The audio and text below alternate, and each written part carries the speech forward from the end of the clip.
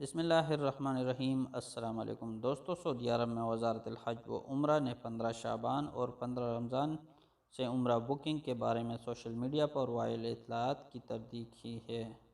Social media پر یہ اطلاع گردش کر رہی تھی کہ اس سال عمرے کا بکنگ 2 مراحل میں ہوگی۔ پہلے مرحلے میں شروعات 15 شعبان سے ہوگی۔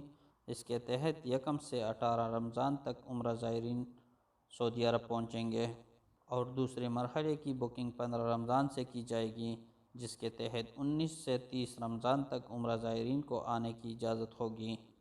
وزارت حج و عمرہ نے سوشل میڈیا پر ان اطلاعات کے حوالے سے کہا ہے کہ وزارت کی جانب سے ایسا کوئی بیان نہیں جاری ہوا ہے، یہ بالکل غلط ہے۔ وزارت حج و عمرہ نے بیان میں کہا ہے کہ سعودی شہری، مقیم، غیر ملکی اور وزٹ ویزے پر آنے والے ماہ رواں مارچ کے آخر تک عمرے کی بکنگ کرا سکتے ہیں۔ بیان میں مزید کہا گیا ہے کہ عمرہ اجازت نامہ لینے اور زائرین سے ابھی کورونا ویکسین کی پابندی نہیں کرائی جا رہی۔ وزارت حج و عمرہ نے کہا ہے کہ عمرہ کے اجازت نامہ ایتمرنا ایپس کے ذریعے جاری کیے جا رہے ہیں، اس کے سوا کسی اور ذریعے سے اجازت نامے نہیں دیے جا رہے ہیں۔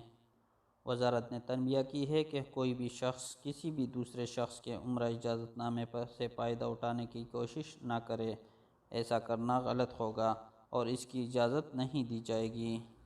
تو دوستو، امید کرتا ہوں آپ کو ویڈیو پسند آئی ہوگی۔ چینل پر نئے ہو تو چینل کو سبسکرائب کر کے بیل آئیکن کو دبا لیں تاکہ ہر آنے والی ویڈیو آپ کو سب سے پہلے مل سکے۔ اپنا اور اپنے دوستوں اور رشتہ داروں کا بہت سا خیال رکھیں۔